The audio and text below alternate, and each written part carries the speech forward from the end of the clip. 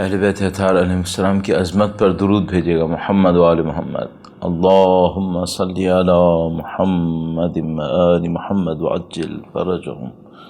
فاتحہ۔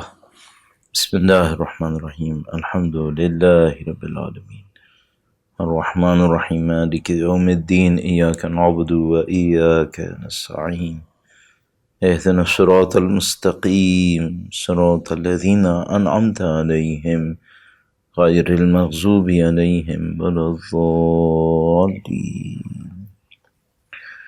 بار دیگر درود بھیجے گا محمد و آل محمد پر۔ اللہم صلی علی محمد و آل محمد وعجل فرجهم۔ اعوذ باللہ من الشیطان الرجیم، بسم اللہ الرحمن الرحیم، الحمد للہ رب العالمین، والصلاة والسلام علی سید الانبیاء والمرسلین،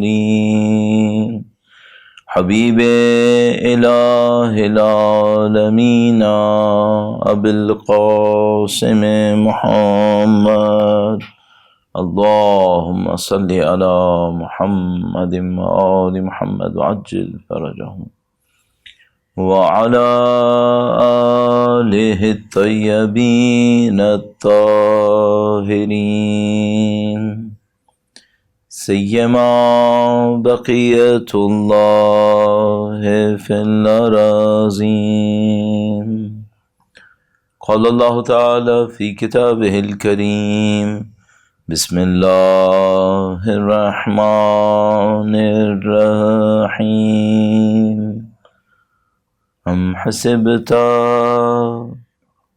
ان اصحاب الکہف والرقیم كانوا من آیاتنا عجبا۔ درود بھیجے گا محمد و آل محمد پر۔ اللہم صلی علی محمد و آل محمد وعجل فرجهم۔ پروردگار عالم کا انتہائی احسان ہے، انتہائی شکر ہے، اس نے ہمیں اس سلسلہ ہدایت میں قرار دیا جس پر چل کر انسان اپنے کمال کی طرف فائز ہوتا ہے، ان طاقتوں اور توانائیوں کو حاصل کرتا ہے جن کی خاطر خدا نے انسان کو خلق کیا ہے۔ زندگی خواہ نخواہ گزر جاتی ہے۔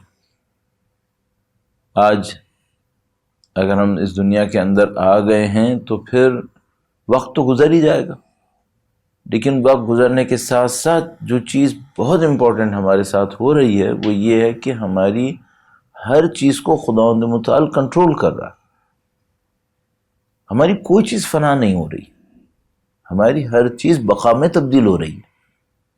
تو یہ جو چند منٹس میں اور آپ گزار رہے ہیں، ہم اسے سوچتے ہیں کہ بھئی یہ وقت گزر گیا، گزر تو گیا، ختم نہیں ہوا ہے۔ یہی وقت جو گزرا ہے یہ وقت کسی اور شکل میں باقی رہ گیا ہے، وہ کبھی ختم نہیں ہوگا، وہ ہمیشہ باقی رہے گا۔ اب ہمارے اور آپ کے سامنے جو بہت بڑا ایک چیلنج ہے عمر کے ساتھ ساتھ وہ یہ ہے کہ اس وقت کا خدا کے سامنے جواب کیا دینا ہے۔ میرا اپنے خیال ہے کہ انسان کی زندگی میں جو چیلنجز ہوتے ہیں، مثلا اولاد کی تربیت کیسے کرنی ہے، اپنا تزکیہ نفس کیسے کرنا ہے، اس طرح کی جتنے بھی چیلنجز ہوتے ہیں، شاید سب سے بڑا چیلنج انسان کے سامنے یہ ہوتا ہے کہ زندگی کا جواب کیسے دے گا، اس وقت کا جواب کیسے دے گا، اور حتیٰ معمولی ترین چیزوں کا جواب دینا پڑتا ہے۔ خدا کے نظام کے اندر تو کوئی چیز بے حساب نہیں ہے۔ تو عمر، زندگی، وقت، یہ سب گزرتا رہتا ہے، لیکن اس کا جو بھی رزلٹ ہوتا ہے، اچھا انشاءاللہ، برا نعوذ باللہ، یہ سب کا سب ریکارڈڈ ہے، اور یہ سب کا سب ہماری آنکھوں کے سامنے لایا جائے گا۔ یعنی خدا متعال خود اپنی کتاب میں فرماتا ہے کہ جب لوگوں کے سامنے یہ سارا ریکارڈ لایا جائے گا تو وہ خود پکار اٹھیں گے، ما لہذا الکتاب لا یغادر صغیرۃ ولا کبیرۃ الا احصاها، یہ کیسی کتاب ہے، اس نے چھوٹی بڑی ہر چیز کو نوٹ کیا ہوا ہے۔ اب اللہ جانتا ہے کہ جب وہ کہتا ہے کہ میں چھوٹی بڑی ہر چیز کو نوٹ کر رہا ہوں تو اس میں کیا کیا شامل ہے۔ مثلا ایک پوائنٹ میں آپ کی خدمت میں عرض کرتا چلوں، درود بھیجے گا محمد و آل محمد پر، اللہم صلی علی محمد و آل محمد عجل فرجہم۔ ہم لوگ جب یہ سوچتے ہیں کہ خدا ہماری ہر چیز کو لکھ رہا ہے، دیکھ رہا ہے اور ہماری آنکھوں کے سامنے لائی جائے گی، من یعمل مثقال ذرۃ خیرا یرہ ومن یعمل مثقال ذرۃ شرا یرہ، تو ہم یہ سوچتے ہیں مثلا جو میں نے کہا یہ خدا سامنے لائے گا، جو میں نے کیا وہ خدا سامنے لائے گا۔ میرا اپنے یہ خیال ہے کہ یہ جو ہم کہتے ہیں اور یہ جو ہم ہاتھوں سے اعضاء و جوارح سے کرتے ہیں اپنے تمام جسم سے، یہ تو کم ہے، جو سب سے زیادہ کارروائی ہوتی ہے وہ ہمارے ذہن میں ہو رہی ہوتی ہے۔ خدا اس کو لے کر آئے گا سامنے۔ یعنی کیا مطلب؟ انما الاعمال بالنیات، بچپنے سے میں اور آپ یہ روایت سن رہے ہیں، اعمال کا دار و مدار نیت پر ہے۔ اب نیت کے اعضاء و جوارح کے اندر ظاہر ہوتی ہے؟ نہیں، نیت کا اعضاء و جوارح سے کوئی تعلق نہیں ہے۔ نیت کا تعلق کہاں سے ہے؟ نیت کا تعلق ذہن سے ہے، فکر سے ہے۔ تو خدا نے متعال اس فکر کو نوٹ کرے گا، اس فکر کو لے کر آئے گا، اور فکر کے معاملے میں جو انتہائی خطرناک معاملہ ہے وہ نیت کا کہ بھئی اس میں خالص تھی یا نہیں تھی، اس میں نعوذ باللہ تعالیٰ کوئی رکاوٹ تو نہیں تھی۔ تو اب آپ تصور فرمائیے، ہر چیلنج ہی چیلنج ہے ہمارے سامنے، ہر چیز کا چیلنج ہے۔ اس کو ہم کہتے ہیں احساس ذمہ داری، سینس آف ریسپانسبلٹی۔ انسان کے اندر سینس آف ریسپانسبلٹی ہو اپنے ٹائم کے لیے، اپنے ایکشنز کے لیے، اپنے ڈیڈز کے لیے، ایون اپنے تھاٹس کے لیے، سینس آف ریسپانسبلٹی۔ اور یہ وہ چیزیں جو خدا انسان کو دیکھنا چاہتا ہے، اور البتہ یہ خدا متعال کا لطف ہے، اور اس نے وعدے کیے ہیں کہ اگر کوئی شخص اپنی جد و جہد کو انجام دے دے، اور ان تجتنبوا کبائر ما تنہون عن نکفر عنکم سیئاتکم، خدا نے فرماتا ہے تم کبائر گناہ سے اگر اپنے آپ کو بچا لو، جن چیزوں سے ہم نے منع کیا ان کے اندر جو بڑی اور امپورٹنٹ چیزیں ہیں، اگر ان سے تم اپنے آپ کو بچا لو، اور ظاہر باقی کی انٹینشن رکھتا ہوگا کہ بچائے، کہیں کمزوری، کہیں نادانی، کہیں غفلت، کہیں جہالت، خدا نے فرماتا ہے نکفر عنکم سیئاتکم، ہم تمہاری خطاؤں کو بخش دیں گے۔ تو یہ خدا متعال کا ایک نظام ہے جس کے اندر ہماری ریسپانسبلٹی ہے، اور بحمد اللہ رب العالمین خدا متعال کا انتہائی شکر ہے، وہ یہ کہ ہم در اہل بیت اطہار علیہ السلام کے اوپر ماننے والے ہیں، ان کے چاہنے والے ہیں۔ تو خدا متعال نے جو وعدے کیے ہیں گناہوں کی بخشش کے، ان میں ایک وعدہ مثال کے طور پر یہ ہے کہ بھئی نکفر عنکم سیئاتکم، اگر میں آیہ کریمہ صحیح عرض کر پا رہا ہوں، خدا نہ کرے غلطی نہ کر رہا ہوں، کہ اگر کبائرہ سے اپنے آپ کو بچا لو تو باقی گناہوں کو خدا بخش دے گا۔ دوسری بات کیا ہے؟ شفاعت اہل بیت اطہار۔ بعض جگہ یہ گفتگو ہوئی ہے کہ آیا شفاعت گناہان کبیرہ کو شامل کرے گی یا گناہان صغیرہ کو شامل کرے گی، یا شفاعت کسی کو بھی شامل کر سکتی ہے؟ اسی آیہ کریمہ پر استناد کر کے لوگ کہتے ہیں، اور علماء نے، محققین نے بیان کیا ہے کہ شفاعت سب کو شامل کرے گی، صغیرہ اور کبیرہ سب کو شامل کرے گی۔ لیکن ایک بات ہمیشہ ذہن میں رکھنا چاہیے، شفاعت حاصل کرنے کے لیے بھی تو کوئی ایلیجیبلٹی ہوگی، شفاعت حاصل کرنے کا بھی تو کوئی اسٹینڈرڈ ہوگا۔ اب ایک آدمی مفت میں بیٹھے بیٹھے بس ایک دعویٰ کرے کہ مجھے شفاعت مل جائے گی، اور اس کے لیے کوئی جد و جہد نہ کرے، کہ کیسے ہو سکتا ہے؟ یہ سارا دین اہل بیت اطہار کا بتایا ہوا ہے، یہ ساری شریعت اہل بیت اطہار کی بتائی ہوئی ہے۔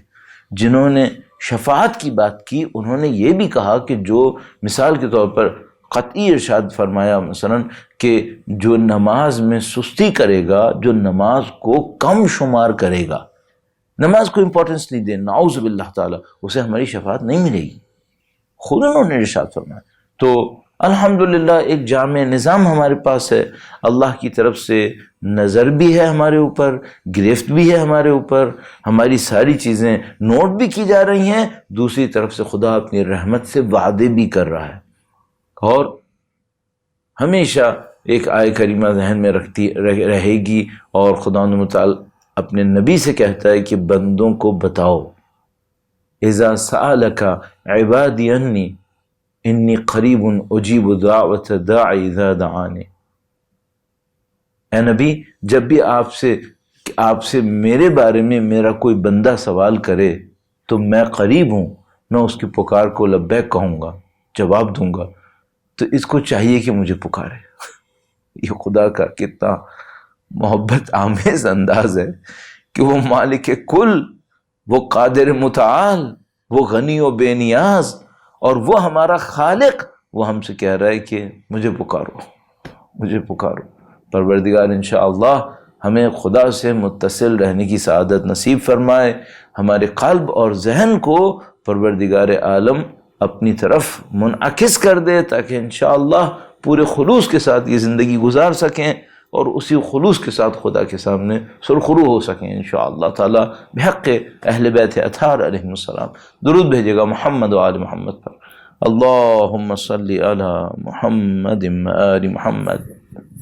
ہمارے عرائض کا جو موضوع تھا وہ یہی تھا کہ زندگی کا مقصد اور اہل بیت اطہار علیہ السلام کی نصرت، اور اس کے اندر ہم نے انسانی زندگی کے کچھ سٹینڈرڈز کو آپ کے سامنے عرض کرنا تھا کہ بھئی یہ جو اہل بیت کی نصرت ہے یہ خود ایک امتحان ہے، اور یعنی ایک امتحان ایک طرف سے اور انعام ایک اور طرف سے۔ ایک امتحان میں آپ کامیاب ہوں انشاءاللہ، اس کے انعام میں نصرت اہل بیت اطہار علیہ السلام نصیب ہوتی ہے، پھر وہ خود ایک امتحان ہوتا ہے، اور ایک اور کوئی بڑا مرتبہ نصیب ہوتا ہے۔ اور ہم نے اس کے لیے کہا کہ بھئی اپنے اندر کچھ کوالٹیز ڈیولپ کرنے کی ضرورت ہے، وہی کوالٹیز زندگی کا مقصد بھی بنیں گی، اور وہی کوالٹیز ہمیں اہل بیت کی نصرت کے لیے تیار بھی کریں گی۔ تو ان کو ہم نے بیان کرتے ہوئے چند امور آپ کی خدمت میں عرض کیے تھے، اور آج ایک اور پوائنٹ کو آپ کی خدمت میں عرض کرنے کی کوشش کی ہے، اور وہ یہ ہے کہ کام خلوص سے انجام پائے۔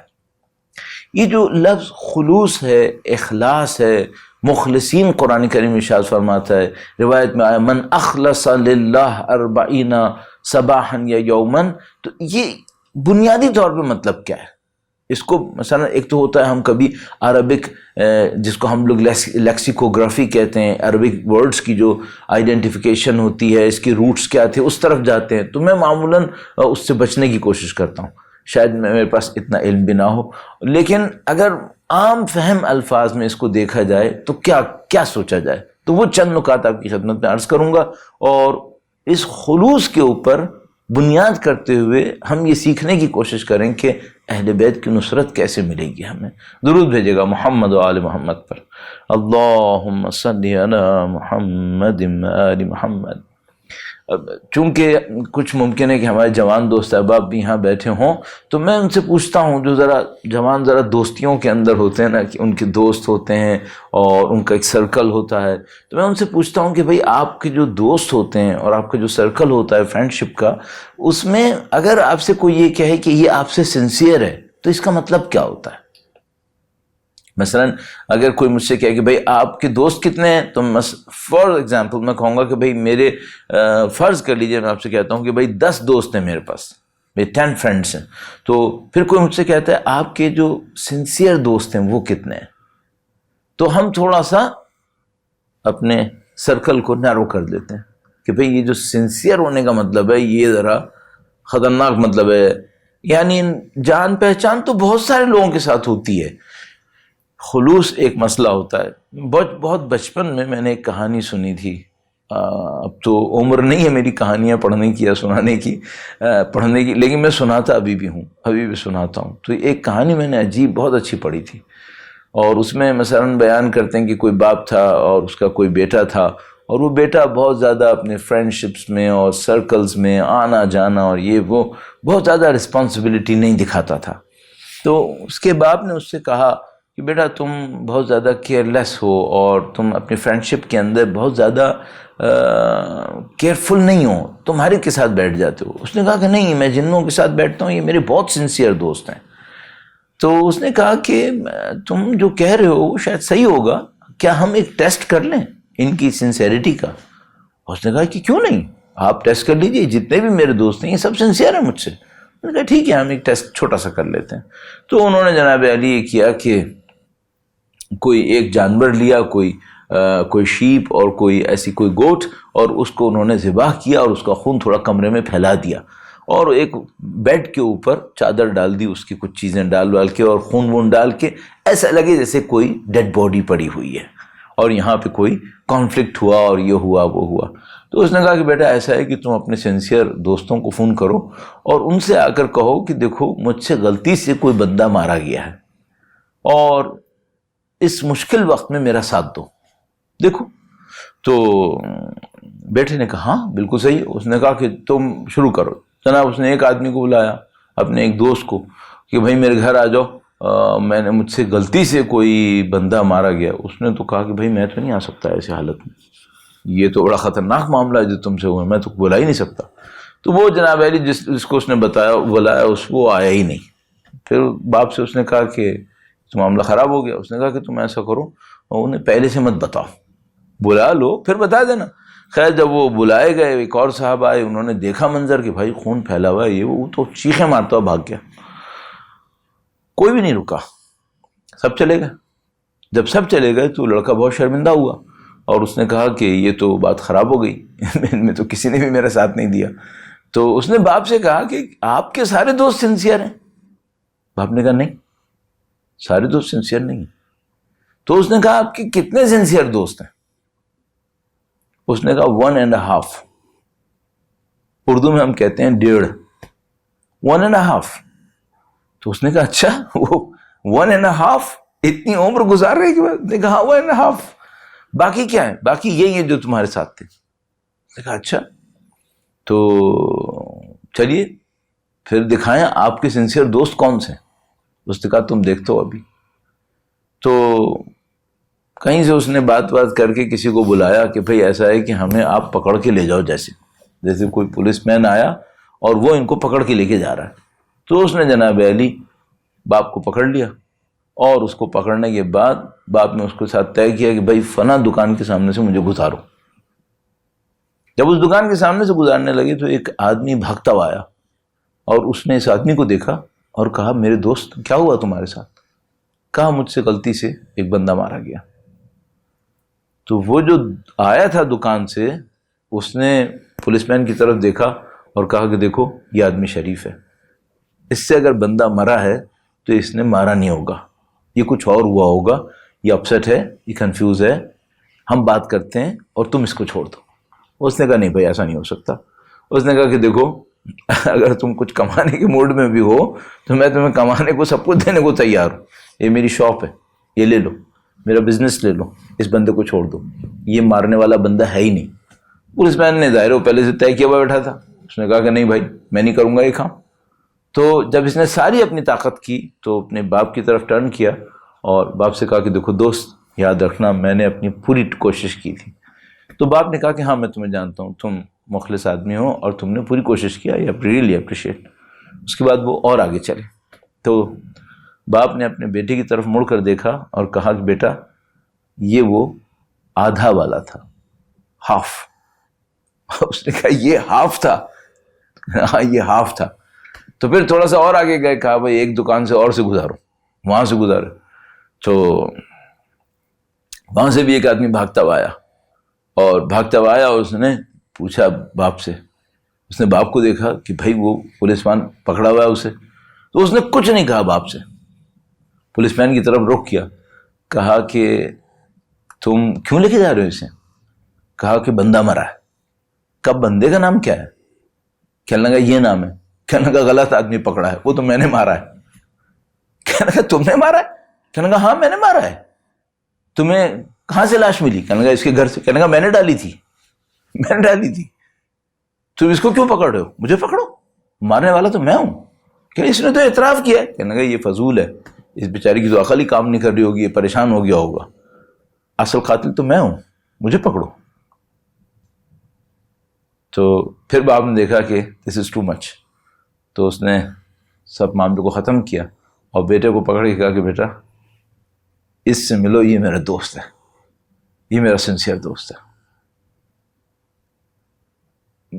اس اسٹوری میں بہت سارے گیپس ہیں، اسٹوری ہوتی ہے، ریالٹی نہیں ہوتی، لیکن اس میں بہت امپورٹنٹ کچھ میسیجز ہیں، اور میسیجز میں آپ کی خدمت میں ذرا سا بریف کروں گا۔ درود بھیجیے گا محمد و آل محمد پر، اللہم صلی علی محمد و آل محمد وعجل فرج۔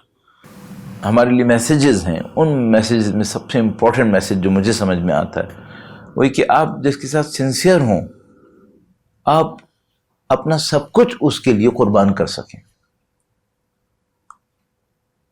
آپ کچھ اپنے لیے مت رکھیں، پھر سب کچھ اس کو دے سکیں۔ یہ تو اسٹوری ہے، ہم سب کو معلوم ہے، ریئل لائف میں پتہ نہیں کوئی 1.5 بھی کوئی ملے گا یا نہیں ملے گا۔ انشاءاللہ خوش قسمت لوگوں کو مل جاتے ہیں، وہ خود بھی اچھے ہوتے ہیں شاید، اس لیے ان کو مل بھی جاتے ہیں۔ لیکن اس میں جو میسج ہمارے لیے خدا کے تعلق کے حوالے سے ہے وہ یہ کہ ہم خدا کے ساتھ سنسیئر ہیں یا نہیں ہیں، خدا کے نظام کے لیے سنسیئر ہیں یا نہیں ہیں۔ اور سنسیئرٹی کا مطلب کیا ہوا؟ سب کچھ دے سکیں اس کے لیے، سب کچھ اس کے لیے قربان کر سکیں، شکوہ اور شکایت کیے بغیر، گلہ اور ناراضگی دکھائے بغیر۔ اگر ہم یہ کر پائیں اس کا مطلب ہے ہم خدا سے مخلص ہیں۔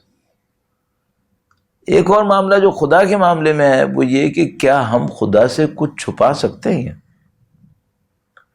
دیکھیے یہ تو بہت آسان ہے کہ آپ مجھے اسکرین پہ دیکھتے رہیں، لائیو بھی دیکھتے رہیں، ملتے رہیں، اور میں آپ سے کچھ چھپا کے اپنے راز رکھ لوں۔ یہ تو آسان ہے، کیا جا سکتا ہے۔ خدا کے معاملے میں تو کچھ بھی نہیں کیا جا سکتا ہے۔ تو مثال کے طور پر اگر مجھے نماز میں لطف نہیں آ رہا تو کیا میں خدا سے چھپا سکتا ہوں کہ مجھے لطف نہیں آ رہا؟ نہیں۔ اور اگر خدا نہ کرے نعوذ باللہ تعالی امام کی نصرت کی راہ میں سیریس نہیں ہوں، دعوے تو کرتا ہوں، کلیمز تو ہیں میرے، نعرے بھی ہیں، لیکن پریکٹیکلی سیریس نہیں ہوں، تو کیا خدا سے چھپا سکتا ہوں؟ اگر ہمیں اہل بیت کی نصرت کرنی ہے اور یہی ہماری زندگی کا آبجیکٹو بن رہا ہے تو پھر ہماری اندر کی حالت کچھ اور ہوگی۔ سنسیریٹی کا جو لیول ہوتا ہے وہ انسان کو خود بخود کچھ کروا لیتا ہے۔ بھائی آپ کے بچوں میں کوئی بیمار ہو، اگنور کر سکتے ہیں؟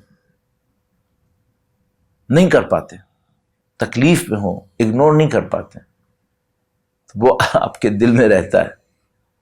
اس طرح سے ہمارا معاملہ خلوص کے اندر آئے گا کہ اگر ہم خدا متعال کے لیے مخلص ہو جائیں تو پھر خدا کا نظام سمجھ لیجیے سب کچھ کرے گا آپ کے لیے۔ یہ جو ہمارے پاس روایات ہیں جن میں سے چند میں نے آپ کی خدمت میں اشارتاً صرف عرض کی، من اخلص للہ 40 صباحا یا یومن، جو اللہ کے لیے 40 دن خلوص اختیار کرے گا، ایک اثر کیا خدا متعال نے فرمایا، اللہ کے نبی نے ارشاد فرمایا، خدا اس کی زبان پر علم اور حکمت کے چشمے جاری کر دے گا۔ کیا مطلب؟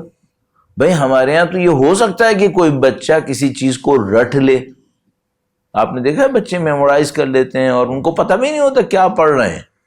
مثلا بڑے پوئٹس کے جناب علی ان کی شاعری پڑھ رہے ہوں گے، بڑے اوریٹرز کی نقلیں اتار کے کچھ پڑھ رہے ہوں گے، انہیں خود بھی پتہ نہیں ہوتا ہم کر کیا رہے ہیں۔ بہت سارے بچے حافظ قرآن ہوتے ہیں، وہ قرآن کریم کی آیات شریفہ پڑھ رہے ہوتے ہیں، انہیں خود بھی پتہ نہیں ہوتا کیا پڑھ رہے ہیں۔ جب اللہ کے نبی فرماتے ہیں کہ بندے کی زبان پر علم اور حکمت کے چشمے جاری کر دے گا، ایسے اس کی زبان سے علم و حکمت نکل رہی ہوگی جیسے کسی دریا کا پانی بہہ رہا ہو تیزی سے، تو کیا یہ جسٹ سرفیس کے اوپر سے بہہ رہا ہوگا یا اس کے دل میں، اس کے وجود کے اندر علم اور حکمت ہوگی؟ صرف زبان پہ جاری نہیں ہونا ہے، وجود کے اندر یہ آگہی ہوگی، یہ نالج ہوگی، یہ انڈرسٹینڈنگ آف یونیورس ہوگی جو اس کی زبان پہ جاری ہو رہی ہوگی. یہ کس کا اثر ہوگا؟ یہ خلوص کا اثر ہوگا. تو جو سب سے امپورٹنٹ کام ہمارے پاس آتا ہے اور اس کے اوپر میں اور آپ جتنی محنت کریں کام ہے. حقیقتاً میں آپ کی خدمت میں اس لیے عرض کر رہا ہوں کہ مجھ جیسے کو یاد رہے اس کے اوپر اپنی زندگی جتنی بھی گزار چکا ہوں اس کے بعد جو بچ گئی ہے وہ لگاؤں کہ مجھے مخلص ہونا ہے اللہ کے نظام کے لیے، اور اس کا خداوند متعال نے اثر رکھا ہے. اب اس کی چند مثالیں ہم سابقہ تاریخ میں سے دیکھنے کی کوشش کرتے ہیں کہ بھئی اگر انسان مخلص ہوتا ہے اللہ کی راہ میں اور وہ اہل بیت اطہار علیہ السلام کی راہ میں مخلص ہوتا ہے تو اس کے اثرات کیا ہوتے ہیں، اور پھر اس کے بعد ایک دو پوائنٹ یہ دیکھیں گے بھئی اس خلوص کو کیسے ایجاد کرنا ہے. درود بھیجے گا محمد و آل محمد پر.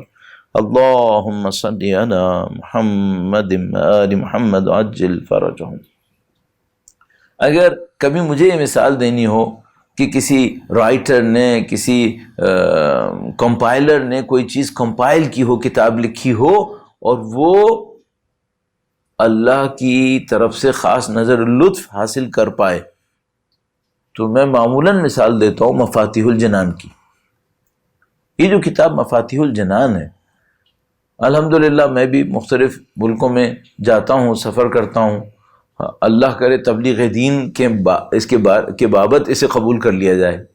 لوگ کہتے ہیں نا میں تبلیغ کے لیے پوری دنیا جاتا ہوں، اب پتہ نہیں اللہ انشاءاللہ اس کو تبلیغ کے نام پہ قبول کر لے ہم سے، ورنہ ہمیں تو کوئی سختی ایس سچ نہیں جھیلنی پڑتی. یہاں بیٹھتے ہیں وہاں اترتے ہیں، یہاں پہ رسپیکٹ وہاں پہ بھی رسپیکٹ. تو پتہ نہیں وہ جو تبلیغ دین کرتے تھے ایک زمانے میں، وہ پتہ نہیں کیا کیا سختیاں جھیلتے تھے. ہم تو شاید وہ سختیاں نہیں جھیلتے، لیکن اگر اللہ قبول کر لے تو بہرحال یہ جو ہم پوری دنیا میں جاتے ہیں آتے ہیں، تو شاید میں نے آج تک کوئی علاقہ ایسا نہیں دیکھا اہل بیت کے چاہنے والوں کا جہاں پر یہ کتاب نہ ہو. مفاتیح الجنان ہر جگہ پہنچی ہوئی ہے. اچھا کیا دعاؤں کی اور کوئی کتاب تشیع میں علماء نے نہیں لکھی ہے؟ بہت لکھی ہیں. پتہ نہیں اس کتاب کے اندر کیا خلوص ہے شیخ عباس قمی کا، کیا اس کتاب کے اندر کوالٹی ہے. یہ کتاب اتنی مشہور ہے، اتنی مشہور ہے. اب ذرا سوچئے گا، لاکھوں لوگ نہیں ملینز آف لوگ شاید ہر روز اس کتاب سے کچھ نہ کچھ پڑھتے ہیں، اور ان سب کا ثواب شیخ عباس قمی کی روح کو جا رہا ہو. بغیر خلوص کے ممکن ہے یہ؟ نہیں بھائی، بغیر خلوص کے ممکن نہیں ہے یہ. اور ان کا خلوص کتنا تھا؟ ان کا خلوص اتنا تھا، اللہ کے لیے اتنے مخلص تھے کہ پہلے بھی کئی دفعہ شاید عرض کر چکا ہوں، ایک کتاب انہوں نے لکھی اور ان کے اپنے والد نہیں جانتے تھے کہ میرے بیٹے کی کتاب ہے.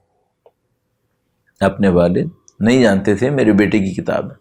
اس زمانے میں ہینڈ رائٹنگ میں کتابیں ہوتی تھیں، تو وہ اس کتاب سے مغرب اور عشاء کی نماز کے درمیان میں لوگوں کو درس دیتے تھے. انہیں نہیں پتا تھا آتھر کون ہے، رائٹر کون ہے. ان کے والد مغرب اور عشاء کی نماز کے درمیان اس کتاب سے درس دیتے تھے. اور ایک دن اپنے فرزند سے کہا کہ بیٹا یہ دیکھو یہ ایک کتاب ہے، کتنی اچھی کتاب ہے، اس میں اتنی اچھی روایات ہیں، اس میں اتنی اچھی باتیں ہیں. میں مغرب اور عشاء کے درمیان اس کتاب سے درس دیتا ہوں اور لوگ جو ہیں وہ ان پر بڑا اچھا اثر ہوتا ہے، اللہ کے دین کی طرف جاتے ہیں.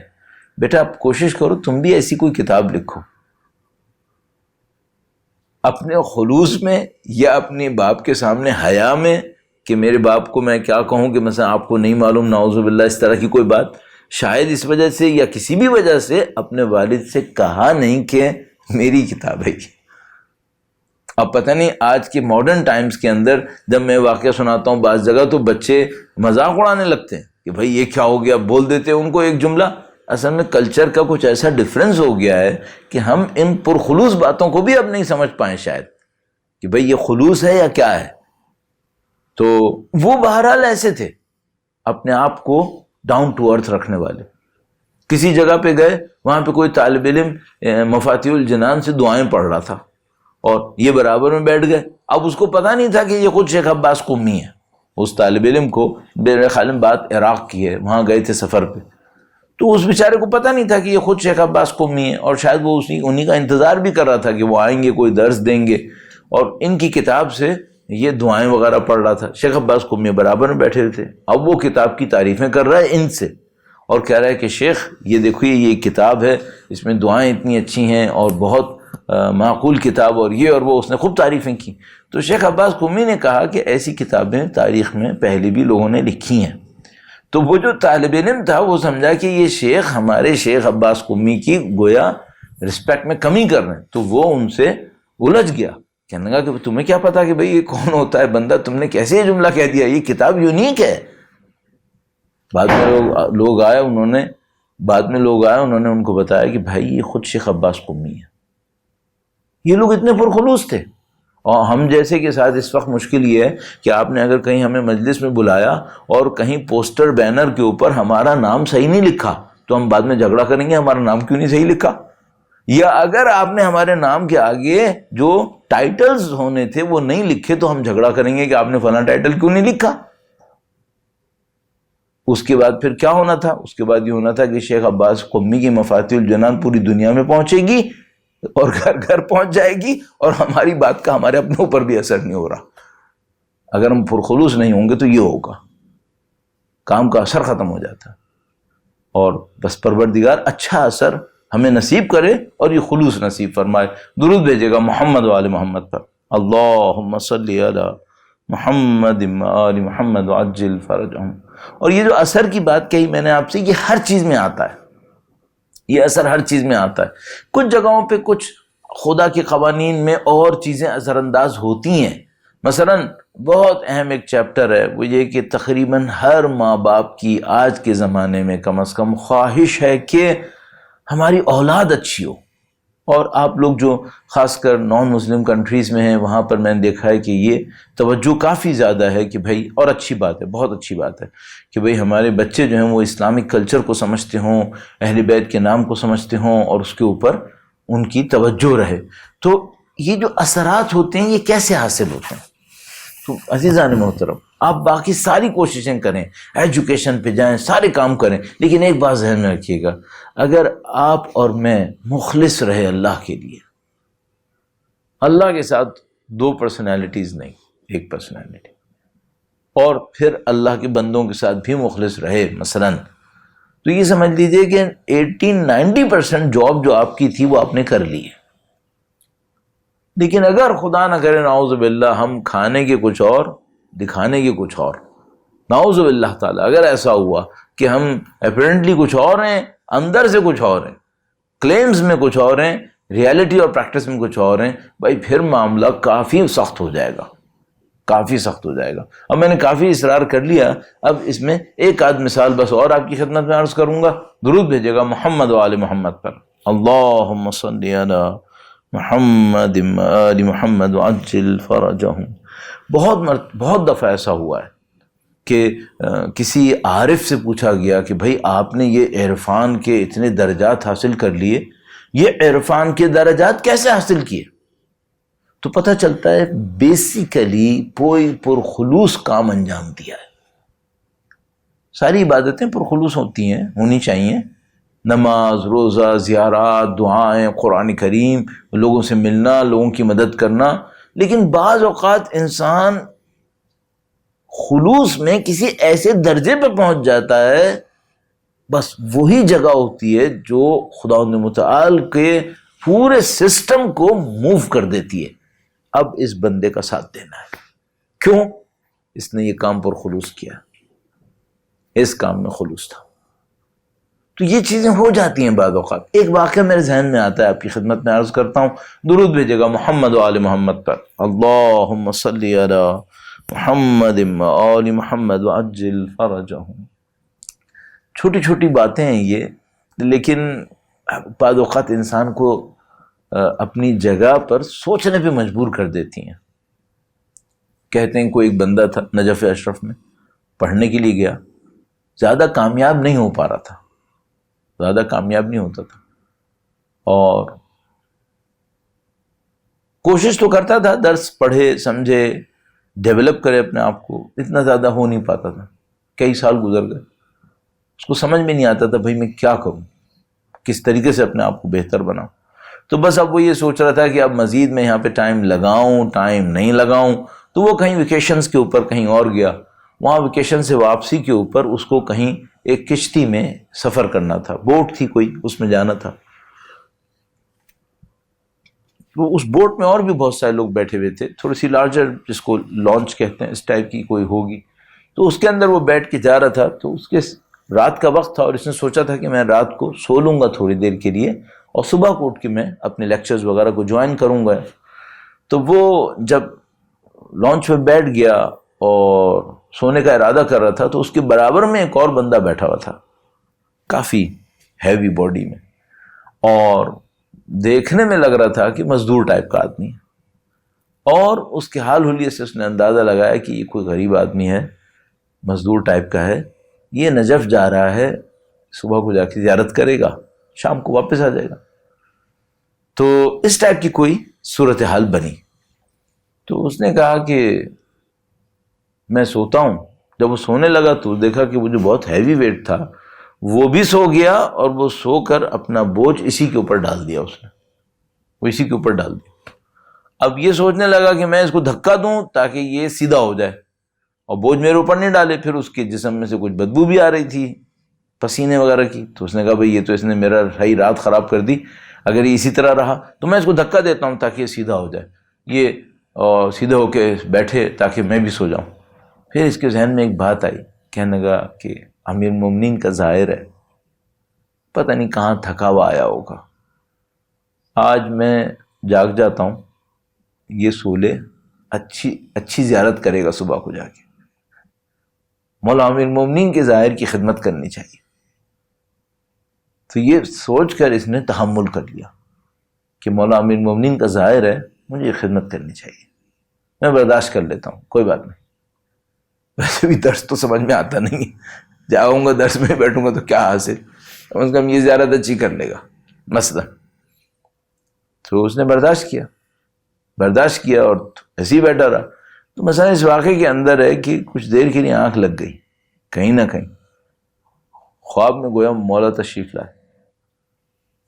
لائے، کہا بولو بسم اللہ الرحمن الرحیم. اس نے خواب میں سنا کہ مولا کہہ رہے ہیں کہو بسم اللہ الرحمن الرحیم. کہنے کا ٹھیک بسم اللہ الرحمن الرحیم. مولا نے کہا بسم اللہ کرو، اس نے بسم اللہ کہہ دی. آنکھ کھل گئی اب پریشان، کہنے کا بھائی اس خواب کی تعبیر کیا ہو گئی؟ امام نے کہا بسم اللہ کہو، میں نے بسم اللہ کہی، بسم اللہ کے بعد کیا ہوا؟ اب میں امام کے پیچھے جاتا، امام کی کوئی خدمت کرتا، امام مجھے کچھ درس دیتے، امام مجھے کوئی علم دیتے، کوئی نورانیت دیتے، کچھ بھی نہیں ہوا. بس امام نے کہا بسم اللہ کہو، میں نے بسم اللہ کہ معاملہ ختم. پریشان. لیکن اس نے احساس کیا کہ میرے اندر کچھ شروع ہو گیا معاملہ، اب مجھے کچھ سمجھ میں آ رہا ہے معاملہ. تو استاد کے پاس گئے جب پڑھنے کے لیے، تو بیان کرنے نے بیان کیا ہے، میں صحیح یاد نہیں آ رہا، شاید قصص العلماء تھونے کابنی کے اندر یہ واقعہ تھا یا کس کتاب کے اندر تھا. تو بندے خدا جب استاد کے سامنے پہنچے تو استاد نے دیکھا کہ بھائی یہ تو آج کچھ زیادہ ہی صاحب علم کی طرح باتیں کر رہا ہے. تو پھر اس نے ایک دو دفعہ ایک بات کہی لوگوں کے سامنے بیٹھ کر، اپنے استاد کے سامنے. تو استاد نے اندازہ لگایا کہ ہاں اس کے اندر کچھ ہوا. پھر ایک دو دفعہ ایک اور کوئی بات کہی تو استاد نے کہا خاموش ہو جاؤ. شیخ مرتضیٰ انصاری نے کہا خاموش ہو جاؤ، میرے پاس آنا بعد میں. اس طرح کا ایک بیان.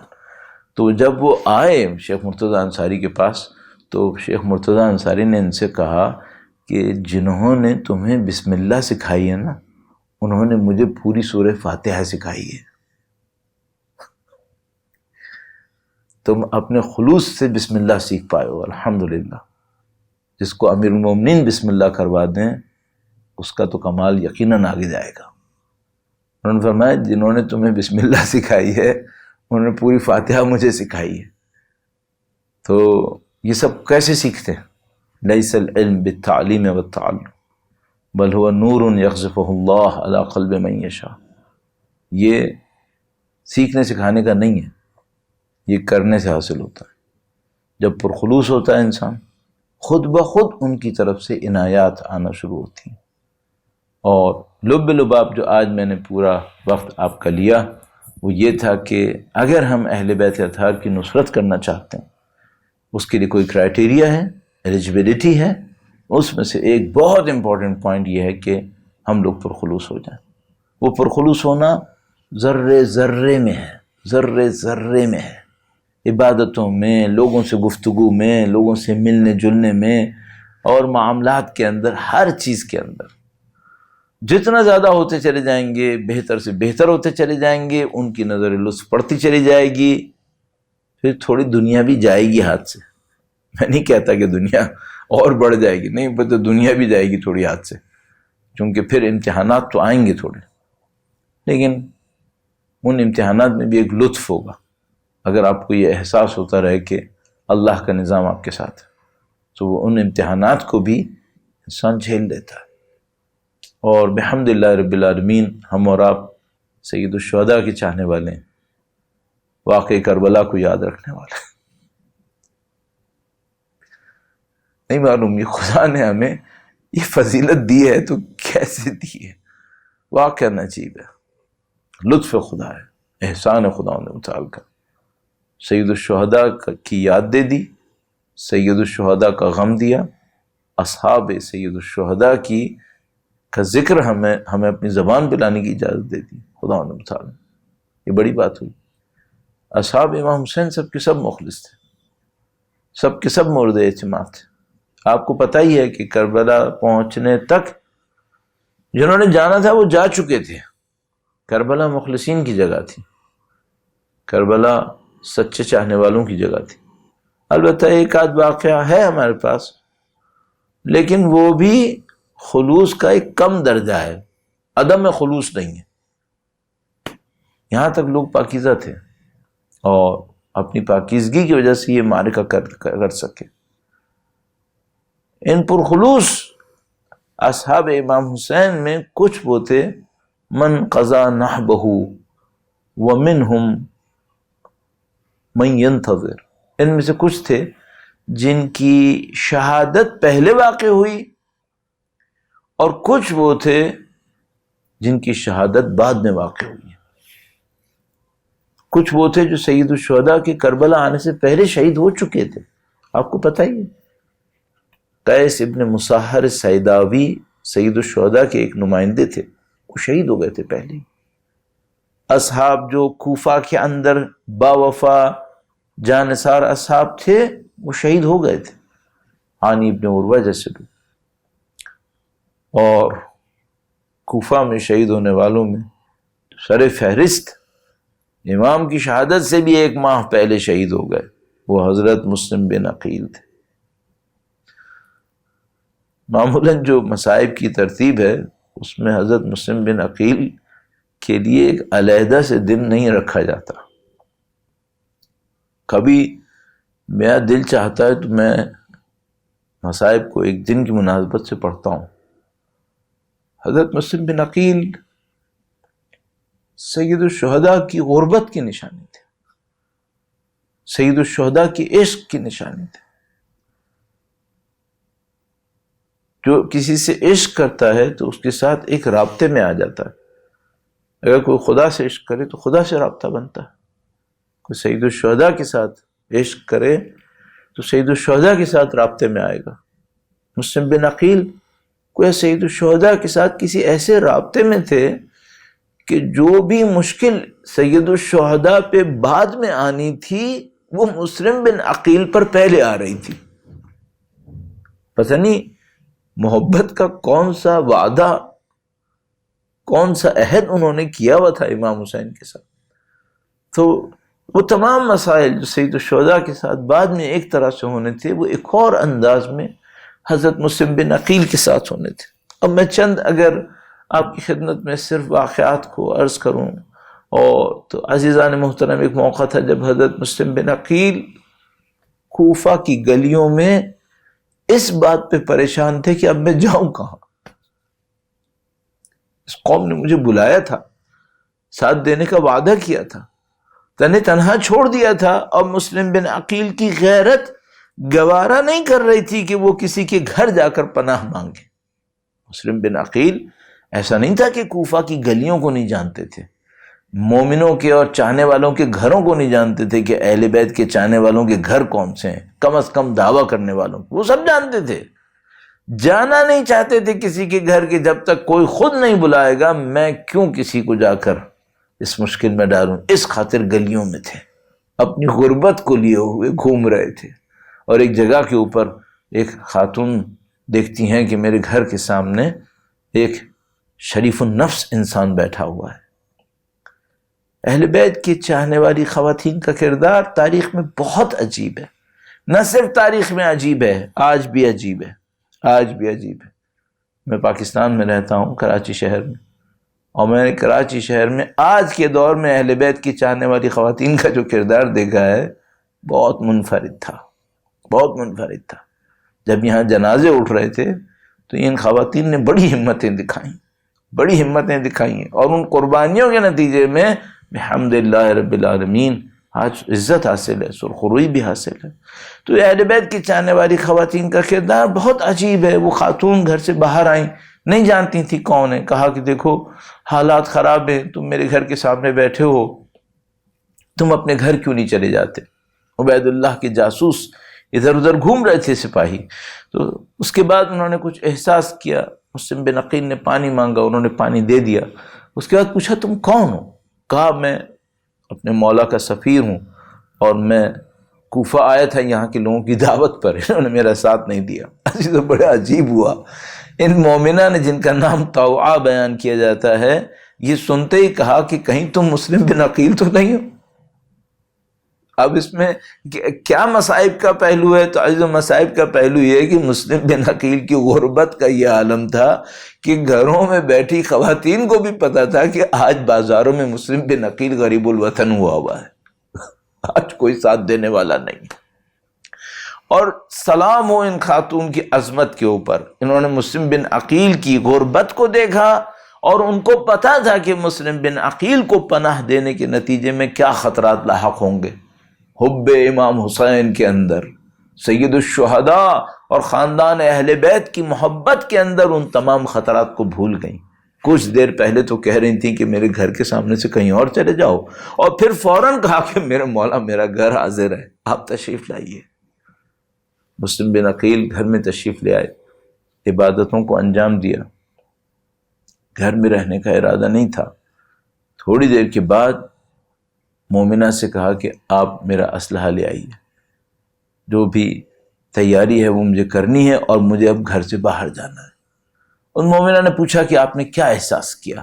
فرمایا کہ اب حضرت مسلم بن عقیل اور تمام اہل بیت کے جو چاہنے والے ہیں ان کے بارے میں یہ جملہ عرض کرتا ہوں، یہ لوگ فنون جنگ کے ماہر لوگ ہیں۔ اکثر یعنی جن لوگوں کو ہم میدان کربلا کے اندر تعارف کے طور پہ دیکھ رہے ہیں، اکثر فنون جنگ کے ماہر، اور حضرت مسلم بن عقیل تو مولا امیر المومنین کے خاندان کے، تو فنون جنگ میں طاق ایکسپرٹ۔ تو انہوں نے طوعہ سے کہا کہ اے طوعہ، یہاں اطراف میں گھوڑوں کی آنے کی آوازیں آ رہی ہیں۔ گویا انہوں نے لمس کر لیا کہ یہاں پہ کوئی موومنٹ ہو رہی ہے فورسز کی۔ تو انہوں نے کہا کہ مجھے باہر جانا ہے۔ تو طوعہ نے پوچھا آپ باہر کیوں جائیں گے؟ کہا میں دشمن کا مقابلہ کروں گا۔ کہا مولا آپ میرے گھر کو اپنا قلعہ بنائیے، آپ یہاں پہ رکیے، ہم دروازہ بند کر لیں گے، دشمن کا مقابلہ کریں گے۔ اب ذرا جملہ سنیے گا، آپ نے بنی ہاشم کے بارے میں شجاعت تو سنا ہے نا، بنی ہاشم کی غیرت دیکھیے گا۔ فوراً پلٹ کے کہا کہ مومنہ میں قبول نہیں کروں گا کہ میں مارا جاؤں اور کوئی غیر تیرے گھر میں داخل ہو، یہ میں قبول نہیں کروں۔ یا قریب صبر تو امام سجاد کے پاس تھا، بس یہ سب شجاع تھے، یہ سب غیرت مند تھے، لیکن صبر کا کوئی ایک ایسا مقام تھا جو اللہ نے خاص کر رکھا تھا امام سجاد کے لیے۔ کسی نے وہ مرحلے نہیں دیکھے جو امام سجاد نے دیکھے۔